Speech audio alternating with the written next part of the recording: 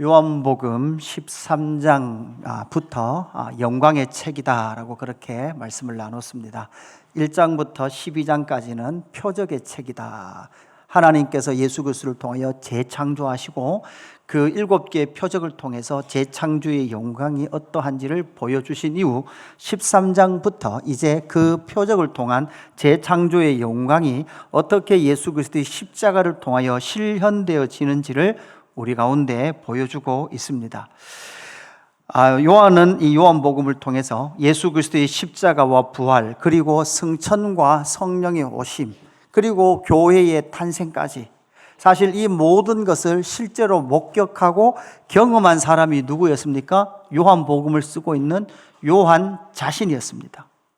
여러분 표를 보시면 예수 그리스도의 십자가와 부활, 그리고 성령의 오심과 교회의 탄생, 그리고 교회가 열방 가운데 확장되어지는 베드로 사도, 그리고 요한 사도와 많은 동력자들을 통해서 교회가 세워지는 풍성한 영광들을 모두 다 그렇게 경험했습니다. 그렇게 경험한 요한이 이제 여러분 그렇게 AD 70년 이후로 한 세대가 지나는 동안 교회 공동체 속에는 누구도 성경을 기록하는 사람들이 없었습니다. AD 70년 이전에 이미 사실 사도들, 예수님과 함께 걸었던 그 증인들은 모두 다 순교를 통하여 이 세상을 떠났습니다. 그리고 나서 AD 90년, 100년경에 등장한 요한, 그러니까 그 중간에 사실은 요한은 성경 속에서 잠시 사라지거든요. 성경 속에 잠시 사라졌던 이 요한이 마태복음, 마가복음, 누가복음을 읽으면서도 또다시 펜을 들어서 그 모든 교회 공동체에게 다시금 예수 복음 전하고 있고 기록하고 있는 것이 요한복음이다라고 말씀을 드렸습니다. 이 교회는 어떤 교회들이었습니까? 여러분 바울이 1차 선교회를 통해서 지도를 보시면 세워진 갈라디아 교회죠. 2차 선교회를 통해서 빌립보, 데살로니가, 고린도 교회로 교회가 확장되어집니다. 3차 성경을 통해서 어떤 교회가 세워집니까? 에베소 교회가 세워지고 이제 그 사이에 로마 교회까지 이렇게 세워지는 놀라운 복음의 확장을 경험하게 되죠. 이렇게 교회가 세워졌습니다. 놀라운 교회가 교회의 영광 가운데 풍성한 부흥의 역사를 초대교회가 경험하게 되죠. 이렇게 경험했던 초대교회를 향하여서 이제 한 세대가 지난 이후 요한은 펜을 들고 이제 예수님의 마지막 유언, 내 안에 거하라, 내 안에 거하라라는 이 말씀을 선포하고 있는 거죠. 오늘 그래서 제목이 내 안에 거하라라는 제목이 됩니다. 이제 영광의 책을 기술하면서 예수님께서 십자가 지시는 주간의 마지막 제자들의 발을 씻기시는 다락방 사건 이후 예수님께서는 이제 나가자, 옮겨가자라고 말씀하시면서 예수님 이제 예루살렘에서 어디로 가십니까? 감난산에 가셔서 마지막 채동 기도를 하시고 십자가를 지시기 위하여 들어오시게 되죠. 그렇게 마가 다락방에서 최후 만찬 이후에 예수님은 나가시며 포도밭을 보시고 그 포도밭 안에서 포도밭을 보시면서 예수님은 오늘 제자들에게 마지막 유언 강론을 하고 계시는 거죠. 그래서 4절 말씀을 보면 내 안에 거하라, 나도 너희 안에 거하리라. 예수님께서 뭐를 요청하고 계시죠? 내 안에 거하라, 이렇게 말씀하고 있습니다. 여러분, 내 안에 거하라라는 말씀이 무슨 말씀일까요? 무슨 의미일까요? 여러분은 예수님 안에 거하고 계십니까? 예수님 이미 14장 20절에서 이렇게 먼저 말씀하셨어요. 그날에는 내가 아버지 안에, 너희가 내 안에, 내가 너희 안에 있는 것을 너희가 알리라. 그날이 되면 내가 아버지 안에, 누가? 예수님이 아버지 안에, 그죠? 그러니까 우리가 제자들이 예수님 안에, 내가 너희 안에, 예수님이 너희 안에, 제자들 안에 있는 것을 너희가 뭐 한다고요? 알리라, 이렇게 말씀을 하고 있습니다. 그러면 예수님이 우리 안에 계시다면 여러분 뭐 해야 됩니까? 우리가 예수님이 우리 안에 계시다는 것을 여러분이 뭐 해야 돼요? 알아야 되는 거죠. 인식한다는 거예요. 알고 있다는 거예요. 예수님이 내 안에 계신가? 이렇게 물었을 때 예수님 안에 거하십니까? 라고 물었을 때 잘 모르겠습니다. 잘 모르겠는데요. 그러면 지금 어떤 상태일 수 있어요? 모르는 상태, 예수님 안에 거하고 있지 않은 상태일 수 있다는 거죠. 오늘 우리는 내 안에 거하다라는 말씀의 의미가 뭔지를 잘 살펴보고 나는 과연 예수님 안에 거하는가라는 것을 반드시 살펴보아야 합니다. 그래서 예수님 안에 거한다는 의미가 무엇인가? 첫 번째, 이런 의미입니다. 예수님 안에 거한다는 것은 농부이신 하나님 아버지의 손길을 인정하는 삶이 예수 안에 거하는 삶의 시작이에요. 여러분, 예수님을 믿는다는 것이 무엇일까요? 그냥 교회 다니는 것일까요? 예수님 믿고 복 받는 것일까요? 여러분, 그런 의미에서 만약에 예수님을 믿는다면 예수님을 믿어도 우리 삶 가운데에서는 이해할 수 없는 많은 일들이 일어납니다. 그런 많은 어려움들 속에서 단순히 내 마음의 평안만 좀 얻자고 생각한다면 꼭 기독교가 아니어도 될 겁니다. 타 종교에서도 다른 종교에서도 그런 이해할 수 없는 많은 인생들에 일어나는 일들 속에 그냥 내 마음의 평안만 느낀다면 타 종교에서도 그 정도의 평안은 얻을 수 있을 수도 있을 겁니다. 그러나 예수 믿는다는 것은 단순히 그 정도의 마음의 평안을 넘어서 정말 예수 그리스도를 믿는 영광의 클라이막스가 뭔지를 예수님은 이제 15장 16장을 넘어가면서 계속해서 말씀해 주고 있죠. 그러면서 바로 나의 안에 거하라라는 것은 예수님은 이렇게 이 말씀을 포도밭을 보면서 그렇게 말씀을 시작하시는 거죠. 이렇게 시작합니다. 나는 포도나무요 내 아버지는 농부라, 이렇게 선포하고 있죠. 여러분, 예수님 자신을 뭐라고 말씀합니까? 포도나무라 그래요. 그리고 하나님 아버지를 누구라 그래요? 농부라 그래요. 예수님의 유언 강론에서 포도나무를 보시면서 뭐라고 말씀하시는가 하면 예수님 자신은 포도나무래요. 그리고 하나님은 무엇이래요? 누구시래요? 농부시래요. 그 말은 자기 예수님 존재 자체도 포도나무이기 때문에 포도나무는 항상 누구의 돌보심 가운데, 누구의 돌봄 가운데 자랍니까? 농부의 돌봄 가운데 자랍니다. 예수님 자신도 성부 하나님의 돌보심 가운데 자란다는 것을 말씀하시면서, 그리고 2절과 5절에 이렇게 말합니다. 무릇 내게 붙어 있어 5절 나는 포도나무요 너희는 뭐다? 가지라, 이렇게 말씀하고 있죠. 여러분, 포도나무는 무엇을 상징하고 있습니까? 무릇 내게 붙어 있는, 그러니까 포도나무에 붙어 있는 가지, 그 가지가 제자들을 너희는 내가 포도나무고 너희는 가지에 붙어 있다, 이렇게 말씀하고 있죠. 그러면 이 포도나무는 무엇을 상징하고 있습니까? 여러분, 구약 성경에서 이 포도나무는 항상 뭘 상징합니까? 이스라엘, 하나님의 나라를 상징하는 거죠. 하나님이 왕이시고 하나님이 다스리시는 나라를 뭐라 그래요? 하나님의 나라랍니다. 그래서 이사야서 5장 2절 보면 이런 말씀이 나와요. 땅을 파서 돌을 제하고 극상품 포도나무를 심었도다. 다른 말씀을 하면 애굽에서 구원하여 내셔서 젖과 꿀이 흐르는 약속의 땅에 땅을 파고 돌을 제하여 내고 나서 좋은 땅이 되게 하셔서 거기에다가 뭐를 심었어요? 극상품 포도나무를 심었어요. 이것이 바로 하나님께서 하나님의 나라, 당신의 나라 이스라엘을 포도나무로 비유하시면서 포도나무를 그 땅에 심었단 말이에요. 여러분, 농부가 포도나무를 뭐 하려고 그 농장에 심었어요? 그러니까 관상 보려고요? 아이고 포도나무가 예쁘구나, 이거 하려고요? 그게 아니었던 거죠. 하나님의 의도는 바로 포도나무를 심는 것이고 포도의 열매를 보는 것이었습니다. 그랬던 이스라엘이 시간이 지나 역사가 지났을 때 그들의 영적 상태는 어떻게 되었습니까? 예레미야 2장 21절입니다. 내가 너를 순전한 참 종자 곧 귀한 포도나무를 심었거늘 내게 대하여 이방 포도나무에 악한 가지가 됨이 어찌 됨이니. 그죠? 이건 무엇을 말씀하고 있습니까? 좋은 극상품 귀한 포도나무를 심었는데 하나님에 대하여 이방 포도나무의 악한 가지가처럼 되어버렸다라는 거죠. 다른 말로 하면 하나님보다 이방신이 더 좋다는 거예요. 하나님 믿어봐도 별 것 없다라고 말하는 많은 사람들이 하나님의 나라 안에 일어났다는 거죠. 다른 말로 하면 나는 포도나무 되기 싫었다는 거예요. 왜 하나님이 함부로 나를 포도나무 삼으셔서 그 포도나무로 나를 심었냐라는 것을 말하고 있는 거죠. 누구도 하나님 나라 백성 되는 것이, 하나님이 왕 되는 그런 세상은 싫어하더라는 거예요. 다른 말로 하면 내가 왕 되는 게 좋지, 내 마음대로 되는 거 좋지, 하나님 뜻대로 되는 것을 원하지 않더라는 거예요. 누가?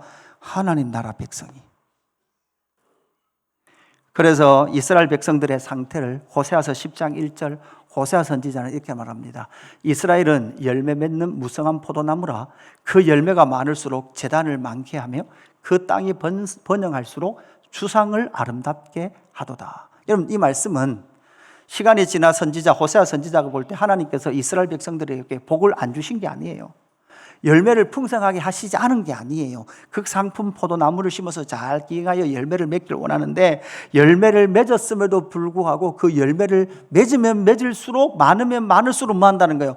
우상의 제단을 만들더라는 거예요. 주상을 아름답게 꾸미더라는 거예요. 이것은 무엇을 말씀하고 있습니까?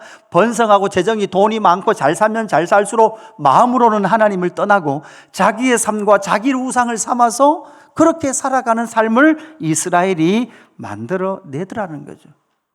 여러분, 이런 모습은 오늘 지금을 살아가고 있는 한국교회 성도인 저와 여러분의 삶과도 유사하지 않습니까? 가난할 때는 예수 그리스도를 믿는 것이 정말 열정적이었습니다. 그리고 예수 그리스도를 향하는 마음들이 정말 하나님을 향하고 하나님의 나라를 향했습니다. 그러나 여러분, 잘 살기 시작하면서부터, 번성하고 번영하기 시작하면서부터 여러분, 과연 우리 안에 정말 하나님의 부유함과 풍성함을 주셨다는 것에 대하여 감사와 감격이 여러분의 삶을 기쁨으로 이끌어가고 있습니까? 아니면 언제나 나는 가난하다, 없다라는 것 때문에 억울하고 답답한 것이 여러분의 삶을 이끌어가고 있습니까? 예전에 가난할 때는 많은 사람들이 예배당을 지을 때 많은 것들을 헌신하며 하나님 앞에 살았습니다. 그러나 아마 모르면 모를까, 지금 여러분 하나 팔아서 하나님의 나라에 헌신하십시오라고 말한다면 이 교회를 떠나야 되겠구나라는 생각하시는 분이 훨씬 더 많을 거예요. 이런 부담스러운 교회는 다니기 싫다라는 생각을 하시는 분들이 이 안에 더 많을 수도 있다라는 목사의 그런 착각인가요? 그런 생각이 들더라고요. 2절, 6절에 이렇게 말씀합니다. 열매 맺지 아니하는 가지는 아버지께서 그것을 제거해 버리시고 무릇 열매 맺는 가지는 더 열매를 맺게 하려 하여 그것을 깨끗하게 하시느니라. 6절 같이 봉독해 보십시다. 사람이 내 안에 거하지 아니하면 가지처럼 밖에 버려져 마른 사람들이 그것을 모아다가 불에 던져 사르느리라. 아멘. 여러분, 열매 맺지 못한 가지는 제거하여 버리고 무릇 열매 맺는 가지는 더 열매 맺도록 깨끗하게 하시죠. 6절에 사람이 내 안에 거하지 아니하면 가지처럼 밖에 버려져 마르나니 사람들이 그것을 모아다가 불에 던져 사르느니라. 사실 이 말씀, 이 16절 9절 가지고 이렇게 주장하는 신학자들이 많아요. 예수님을 믿었지만 그 열매를 맺지 못하면 예수님은 그 사람은 잘라버리고 불에 태워버린다. 여러분, 어떤 의미예요? 심판의 의미예요. 구원을 받았지만 열매를 맺지 못하면 하나님께서 그 가지를 잘라서 불에 태워버린다라고 말하는, 구원을 받았지만 열매를 맺지 못하면 구원이 뭐 될 수 있다? 상실될 수 있다라는 구절로 이 구절을 인용을 합니다. 그러나 여러분, 이 말은, 그 주장은 틀린 주장이죠. 여러분, 이것은 무엇을 말씀하고 있습니까? 예수 그리스도를 믿는 하나님의 나라 백성, 포도나무에 여러분 가지로 붙었어요. 예수 그리스도께 붙어 있어요. 붙어 있는데 이 가지가 열매 맺지 못한다면 여러분, 열매 맺지 못하는 가지는 어떻게 하시겠다는 거예요? 잘라 버리시겠다는 거예요. 그래서 점심 식사를 하시고 나서 뒤 잔디밭에 가보십시오. 가면 감나무가 있고, 감나무를 제가 전지를 해서 전지한 그 가지를 모아놨어요. 왜 모아놨냐? 버려도 되는데 모아놓은 이유는 오늘을 위해서예요. 나무의 본성은 언제나 하늘을 향해 삐쭉삐쭉 올라와요. 그러니까 나무는 겸손하지 못한 채 하늘로 삐쭉삐쭉 올라와요. 여러분, 그렇게 올라온 가지들을 그냥 두면 그냥 둬도 돼요. 그냥 둬도 되지만 그냥 두면 뭐를 못 얻어요? 좋은 열매를 얻지 못해요. 그래서 제가 그렇게 봄만 되면, 그죠? 이런 봄이 되면 그 감나무 가지를 잘라내는 거예요. 감나무 가지를 잘 잘라야 여러분 뭐 합니까? 그죠? 원하는 나무의 형태가 나오고, 원하는 나무의 형태에서 뭐를 맺어요? 감을 맺는 거예요. 나무들마다 특징이 다 다릅니다. 그죠? 여기 뒷뜰에 여러분, 우리 체리 나무가 있었어요. 저는 말씀드렸죠. 체리 나무가 우리 교회로 옮겨올 때는 그 체리 나무에 나무에 빈틈없이 체리가 달렸었어요. 그래서 체리 나무를 여기에 심고, 그러니까 제가 한 4년을 돌봤네요. 4년을 돌본 결과 4년 차가 될 때는, 처음 올 때는 체리 나무에 진짜 말 그대로 수천 개의 체리가 달렸었어요. 그래서 옮겨 심고 제가 4년을 관리했는데 4년 차에는 열매가 10개도 안 달렸어요. 제가 무슨 짓을 한 걸까요? 근데 알아보니까 체리 나무는 전지를 하면 안 돼요. 그래서 그냥 그대로 둬야 뭐가 달리는 거예요? 체리가 달리는데, 저는 그걸 모르고 계속 자른 거예요. 계속 자르니까 새 가지에서는 체리가 절대 안 달리거든요. 그러니까 체리 나무에 열매가 하나도 안 달리더라는 거예요. 나무마다 특징이 있습니다. 특별히 포도나무는 여러분 어떻게 될까요? 포도나무는 말 그대로 다 자릅니다. 그래서 언제나 새 순에서 열매가 맺히는 거죠. 이것은 무엇을 말씀하고 있습니까? 농부이신 하나님께서 포도나무 예수 그리스도께 접붙여져 있는 가지가 여러분 뭐 하도록? 열매를 맺도록 뭐 하게 하시는 거예요? 가지를 잘라가시고 또한 그 손길을 인정함을 통해서 하나님께서 원하시는 열매를 맺어가는 것이 바로 포도나무요 그의 가지다라는 것을 말씀하고 있는 거죠. 예수 그리스도 안에 거한다라는 것은 다른 말로 하면 무슨 말일까요? 핵심은 이거죠. 예수 그리스도 안에 거한다라는 것은 바로 살아계신 농부이신 하나님께서 우리 인생 가운데 뭐 하십니까? 개입하셔서 우리 인생의 헛된 가지를 뭐 하시고 잘라내시고 주님이 원하시는 열매를 맺어 가신다라는 것을 인정하는 것에서부터 예수 안에 거하는 삶이 시작됩니다. 그게 시작이에요, 시작. 따라합시다. 내 삶에 하나님이 살아계시고 하나님이 통치하시고 지금도 내 삶을 다루십니다. 네. 그래서 우리가 지나온 삶 가운데에서 여러분 만났던 만남이 있죠. 여러분 우리가 태어나자마자 누구를 만나요? 부모를 만나요. 살다 보면 자라면 누구를 만납니까? 배우자를 만나요. 배우자를 만나서 가정을 이루고 살다 보면 또 누구를 만나요? 자녀를 만나요. 이 모든 삶 가운데 그 만남 가운데서도 다 누가 통치하신다? 하나님의 주권과 섭리를 인정하는 거예요. 그뿐만 아니라 많은 사건도 일어납니다. 좋은 일도 있고 슬픈 일도 있고 이해할 수 없는 일도 있습니다. 이 모든 일들도 사실은 누구 안에 있다는 거예요? 하나님의 주권과 섭리 안에 있다는 거죠. 숙명론과 운명론이 아니라 사랑하신 하나님께서 가장 좋은 농부가 되셔서 농부가 원하는 극상품 포도 열매를 맺도록 하시기 위하여 하나님은 우리의 삶의 가지를 뭐 하시는 거예요? 때로는 제거하시는 거예요. 여러분 나무의 가지를 제거하면 나무가 어떻게 될까요? 잘라낸 가지에 상처를 치유하기 위하여 진액을 내고 그 진액을 내물 통해서 때로는 나무가지가 비틀어지기도 해요. 그 줄기를 이끌어갈 때 나무 모습을 만들어갈 때 나무가 비틀어지기도 해요. 감나무 가보십시오. 가보면 바로 자라는 게 없어요. 나무들이 모두 다 휘어 있는 것 같아요. 그게 때로는 여러분 무엇이에요? 상처인 것 같고 아픔인 것 같고 관절염인 것 같지만 그러나 그렇게 비틈과 이름을 통하여서 하나님은 무엇을 만들어 가시더라는 거예요? 좋은 극상품 포도나무를 열매를 맺도록 빚어가시는 여정이다라는 것을 우리에게 말씀하고 계시는 거죠.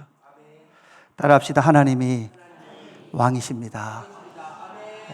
하나님이 내 삶을 이끌어 가신다고 선포하고 믿을 때 지나온 시간 가운데 이해할 수 없었던 내가 상처라고 말하는 그 상처조차도 그것을 통하여 하나님은 무엇 하셨다는 거예요? 좋은 열매를 맺어가도록 이루신 길이었다라고 고백하게 되더라라는 거죠. 두 번째는 무엇입니까? 예수님 안에 거한다는 것은 예수님의 말씀의 열매를 맺는 삶이에요. 모든 나무는 열매를 향해 성장합니다. 그러나 사실 좋은 열매로 자라나기 위해서는 사람의 손이 반드시 필요합니다. 농부의 손이 필요합니다. 여러분 이것은 모든 나무의 본성이에요. 본성상 여러분 뭐 하려고 그래요? 열매를 맺으려고 그래요. 열매를 안 맺으려고 하는 동물은 없습니다. 그래서 여러분 뭐 잡초 같은 경우도 이런 민들레 같은 것도 뭡니까? 그냥 민들레 홀씨되어 날아가는 이유가 뭐예요? 자신의 그 생명을 보존하기 위한 본성이 모든 생명체 안에 있는 거죠. 그렇게 생명체 안에 있을 때 끊임없이 자기를 복제해냅니다. 복제. 여러분 자식이 왜 이렇게 사랑스러워요? 여러분 자기 사랑을 십자가에 못 박고 주님을 사랑하라 그러죠. 근데 여러분 제일 안 되는 게 뭐예요? 나는 죽겠는데 누구는 못 죽여요. 누구 사랑은 잘 못 죽여요. 자식 사랑은 잘 못 죽인단 말이에요. 제가 보니까 안 되더라고요. 목사님들도 평생 나를 십자가에 못 박으라고 막 그렇게 설교를 해놓고는 목사님들도 자식 문제는 다 넘어지더라고요. 자신 있는 사람이 아무도 없더라고요. 예수님보다 저 사랑하지 않겠습니다라고 말해도 자식 사랑에는 진짜 한없이 약해지는 것이 인간이라고요. 왜요? 걔가 또 다른 나거든요. 이 자식이 곧 나거든요. 그러니까 그 한계를 인간이 벗어나기 어려운 거죠. 예수님은 4절에 이렇게 말합니다. 내 안에 거하라 나도 너희 안에 거하리라. 가지가 포도나무에 붙어 있지 아니하면 스스로 열매를 맺을 수 없음 같이 너희도 내 안에 있지 아니하면 그러하리라. 이렇게 말씀하고 있습니다. 여러분, 이스라엘 백성들이 포도나무에 붙어 있어야만, 왜? 가지니까. 여러분, 포도나무에 포도가지가 붙어 있어요. 여러분, 포도나무에 포도가지가 붙어 있으면 이 가지에는 어떤 열매가 맺힐까요? 다시 정신 차리세요. 포도나무에 포도가지가 이렇게 붙어 있어요. 그래서 농부가 막 농사해서 가을이 됐어요. 여러분, 원래 노지에 포도를 심으면 포도가 며칠 언제 되면 익을까요? 여러분 기억하세요. 8월 15일 광복절 되면 항상 까만 포도가 나오기 시작해요. 그래서 8월 15일 되면 하우스 말고 노지에 포도가 나오기 시작한다. 그죠? 포도나무에 농부가 농사를 지어서 포도나무에 가지를 이렇게 내서 농사를 지었어요. 그러면 포도나무에 포도가지에는 어떤 열매가 맺힐까요? 1번 포도, 2번 사과, 3번 두리안, 4번 망고스틴. 1번. 왜? 포도나무에 붙어있는 포도나무 가지니까. 그죠? 이스라엘 백성들은 포도나무에 붙어있는 가지임에도 불구하고, 아니 하나님께서, 농부신 하나님께서 포도나무를 심으셨음에도 불구하고 포도나무가 포도 맺는 게 싫은 거예요. 왜 나를 포도나무로 심었냐는 거죠. 그러면서 자기가 생각하는 하나님 나 좋은 열매 맺었지요. 여러분, 이 세상이 말하는 하나님 나 열심히 살아서 좋은 직장 많은 돈을 벌었고 하나님을 위해서 많은 일을 했지요 라고 우리는 쉽게 생각하고 말을 합니다. 내 자식 농사 잘 지어서 우리 자식 성공하고 좋은 대학 가고 내가 잘했지요라고 말하지만 사실은 하나님께서 원하시는 것은 무엇입니까? 예, 포도나무에 붙어있는 포도나무 가지가 되기를 원하는 거예요. 하나님께서 심으신 대로 마기를 원하는 거예요. 열매 맺기를 원하신다는 것이죠. 포도나무를 심었고 포도나무에 농사했는데 그 포도나무에서 다른 것이 나온다면 농부의 의도에서 벗어난 거죠. 다시금 그래서 구약 이스라엘 백성들은 하나님이 심으셨던 그 열매를 원하지 않았던 구약 백성들, 이스라엘 백성들을 이제는 새롭게 하나님의 나라 백성들을 재창조하시는데 누구로부터 시작돼요? 예수님으로부터 시작돼요. 이제 예수님이 뭐래요? 포도나무래요. 우리는 뭐래요? 그의 가지래요. 그러면 나무가 이상이 생기지 않는 이상 가지는 여러분 어떻게 되는 거예요? 예, 나무가 맺기를 원하는 열매가 맺어지는 거예요. 할렐루야. 누구를 통해? 예수 그리스도를 통해서 맺어지는 거죠. 그렇게 나무와 가지가 관계하는 관계가 뭘까요? 관계하여 열매를 맺는 방법이 무엇입니까? 나무가 뿌리에서 열매를, 이 에너지를, 힘을 받아, 에너지를 받아, 영양분을 받아 가지로 보내고, 나무, 이게 잎이 태양으로부터 빛을 받아, 열을 받아, 힘을 받아 그렇게 열매를 맺어가는 이런 모든 관계가 있듯이 나무와 가지가 관계를 맺어가서 열매를 맺듯이 예수님과 가지인 우리가 여러분 관계를 맺어 열매를 맺는 방법이 뭘까요? 그것이 바로 말씀이라는 거예요. 그래서 7절 이렇게 말씀합니다. 너희가 내 안에 거하고 내 말이 너희의 안에 거하면 무엇이든지 원하는 대로 구하라. 그리하면 이루리라. 너희가 열매를 많이 맺으면 내 아버지께서 영광을 받으실 것이요 너희는 내 제자가 되리라. 아멘. 이렇게 말하는 거죠. 너희가 내 안에 거하고 내 말이 너희 안에 거하면. 예수님 안에 거한다는 것은 다른 말은 뭐예요? 예수님의 말씀이 거하는 거예요. 우리가 예수님과 상호 인격적인 관계, 포도나무인 예수님과 가진 우리가 인격적인 관계를 맺어 에너지를 받아, 힘을 받아, 능력을 받아 살아가서 내가 원하는 열매를 맺는 것이 아니라 누가 원하는, 나무가 원하는 포도 열매를 맺는데 그렇게 상호 관계하는 인격적인 교제를 하는 방법이 뭐라는 거예요? 말씀이라는 거예요. 말씀.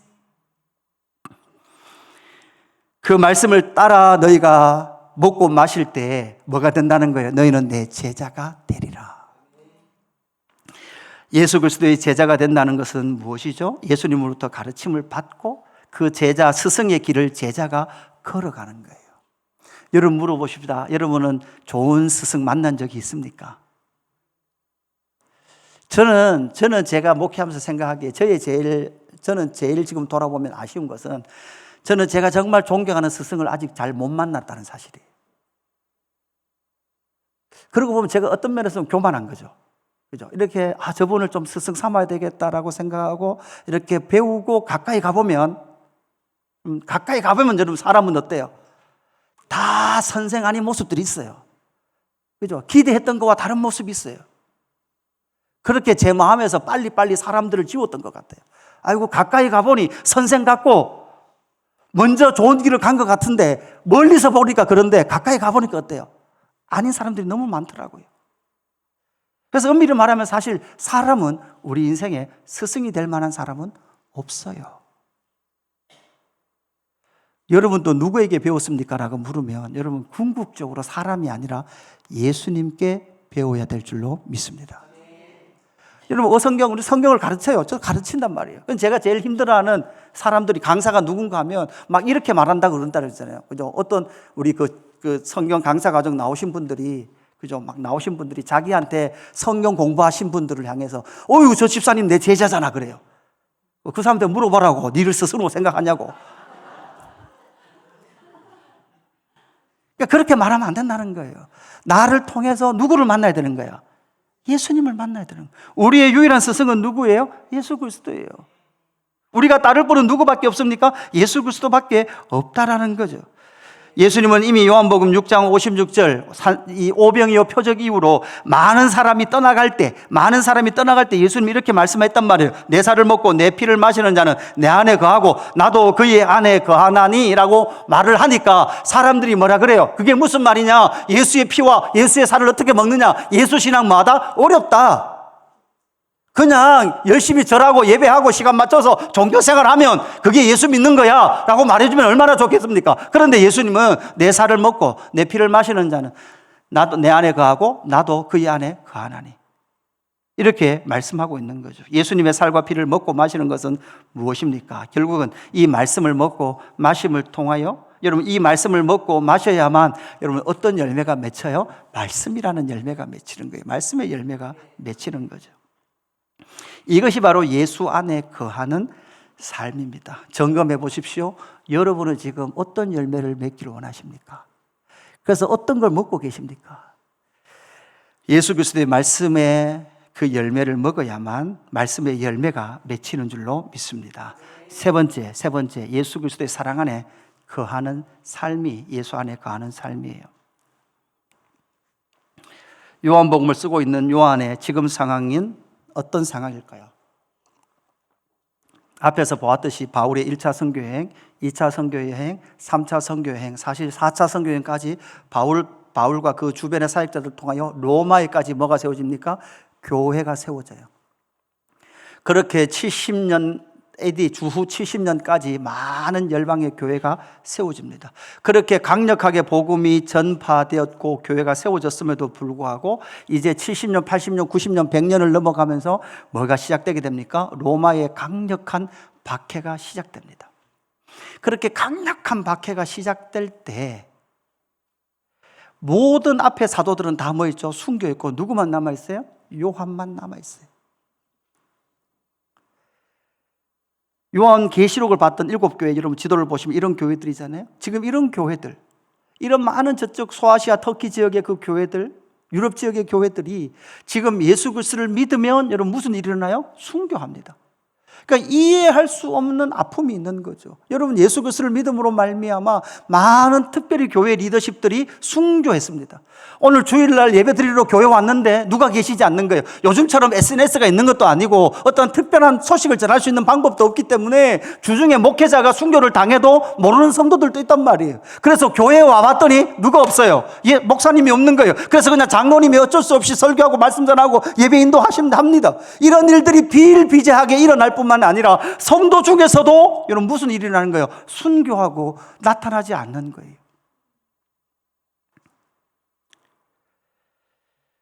한 주 동안 제가 시국을 다녀오면서 차마고도라는 길을 걸었어요.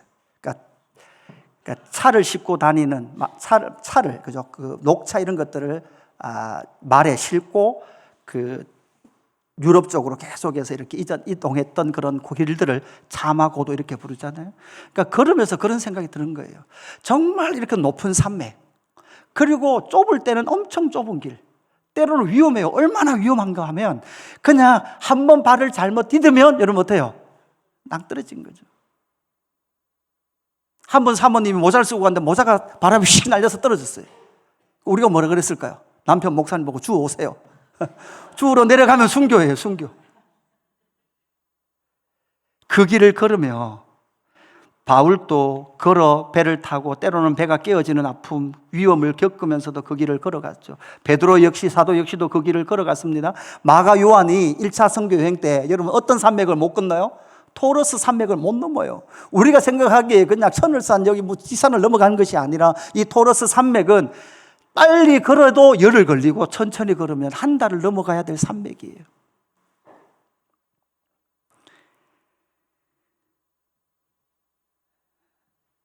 교회 현실이 어떨까요? 중국 교회 현실은 어떨까요?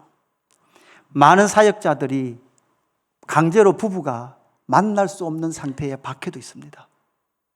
추방을 당할 뿐만 아니라 수없는 박해 속에 열방의 교회들이 놓여 있더라고요. 1세기의 그리스도인들이 이러했듯이 지금 21세기 그리스도인들도, 지금 이 시대 그리스도인들도 우리는 평안하다 하지만 열방에는 지금 무엇 당하고 있습니까? 고난 당하고 있는 거죠. 그 가운데에서도 오늘 9절 이렇게 말합니다. 아버지께서 나를 사랑하신 것 같이 나도 너희를 사랑하였으니 나의 사랑 안에 거하라. 여러분, 하나님 안에, 예수님 안에 거한다, 내 안에 거한다라는 다른 말은 예수님의 사랑 안에 거하는 일인 줄로 믿습니다. 그런데 문제는 예수님의 사랑 안에 거한다는 것은 어떤 삶으로 나타날까요? 예수님 사랑 안에 거하니까 그냥 존내가 아니라 사실 예수님께서 내 사랑 안에 거하라라고 말씀할 때 이 제자들의 상황이 어땠는가? 아니, 예수님께서 발을 씻어줄 때부터 이 제자들의 상황은 어떠했습니까? 마태복음과 마가복음을 살펴보면 예수님께서 제자들의 발을 씻어줄 때 이미 제자들은 어떤 생각을 했어요? 누가 높은 자리에 앉을 것인가에 대해서 생각했습니다. 예수님은 계속 무엇 하신대요? 십자가 지신대요. 나는 십자가 죽으러 가신대요. 그렇게 말하는데도 불구하고 제자들은 그 의미가 뭔지를 모르는 거예요. 이번에 예루살렘에 오셨으니까, 6월절에 예루살렘에 오셨으니까 이번에 반드시 예수님이 큰일을 행하셔서 이 나라에 뭐가 되신다? 왕이 될 것이다 라는 기대를 제자들이 계속하고 있었던 거예요. 그렇게 예수님께서 왕이 되신다면 우리는 뭐 할 수 있는 거예요? 한 자리씩 할 수 있는 거예요. 때로는 어머니를 동원해서라도 여러분 뭐 하고 싶은 거예요? 좋은 자리, 세상이 말하는 세상의 방식대로 그들의 자리, 높은 자리에 앉기를 원했던 것이 바로 제자들의 모습이었던 거죠. 아니, 여러분 다시 생각해 보면 요한복음을 읽고 있는 AD 90년, 100년경의 교회들 안에서도 여러분 무슨 문제가 있었을까요? 이런 문제들이 비일비재하게 있었을 거예요. 요한서신을 읽고 있는 교회 안에도 수없는 세상의 방식, 자리 다툼, 인정받음, 높은 자리, 내 방식대로 말하고 있는 수많은 일들이 교회 안에 일어났을 거예요. 그러면서 정말 예수 안에, 예수의 사랑 안에 가는 것이 무엇이냐라고 묻는다면 바로 예수 그리스도의 사랑 안에 거하는 그 삶은 여러분 시작은 뭐냐? 여러분 한번 따라할 거예요. 다시 태어나는 것입니다.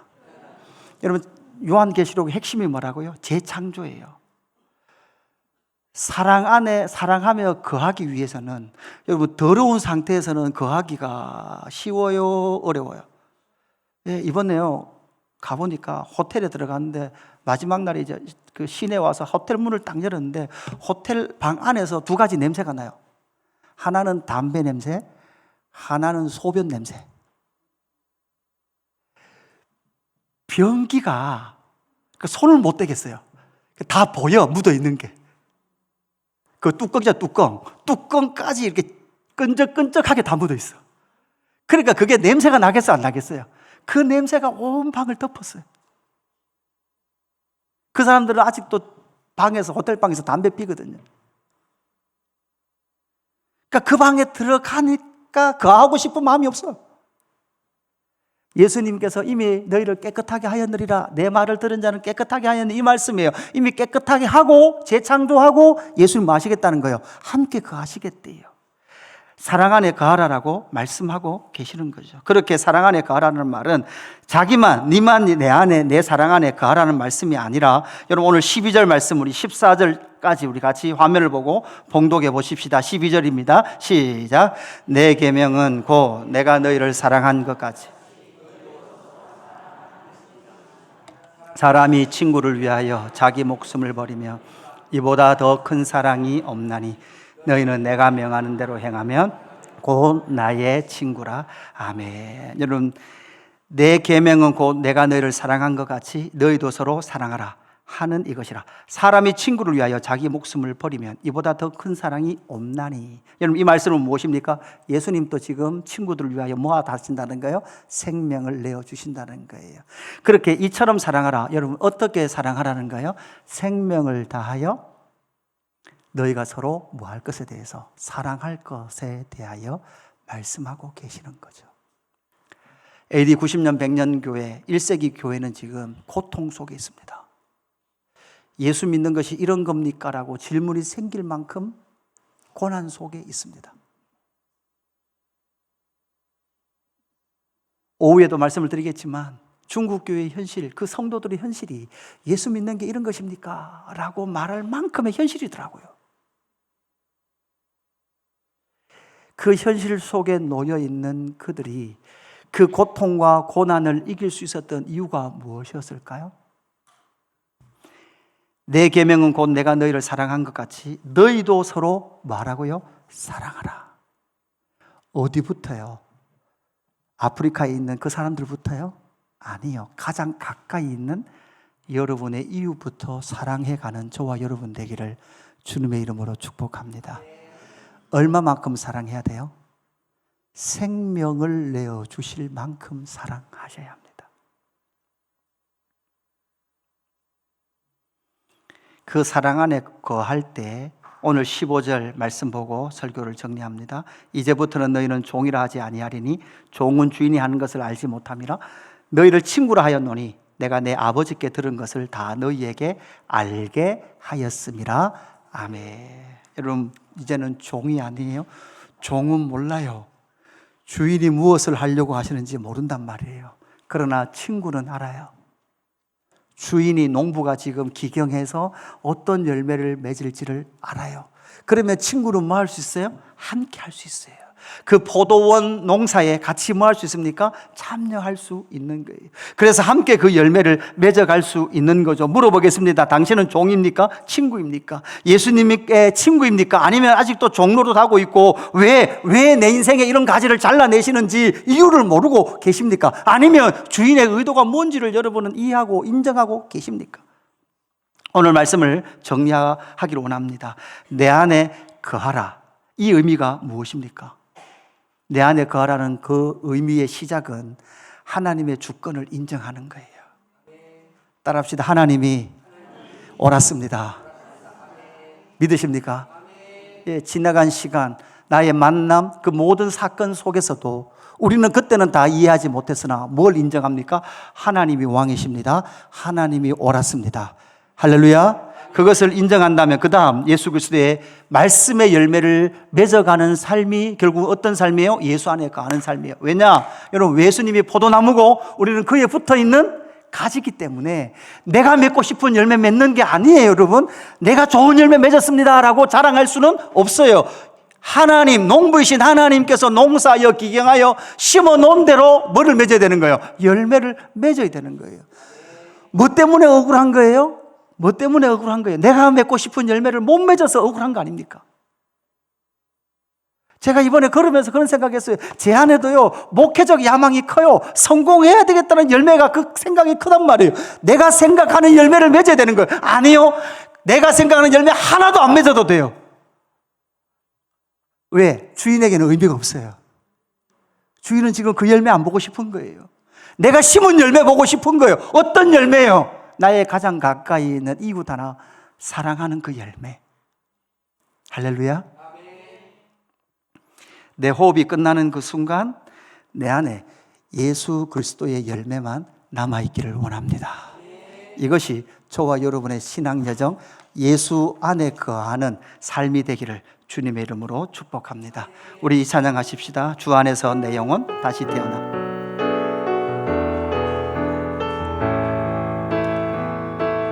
주 안에서 내 영혼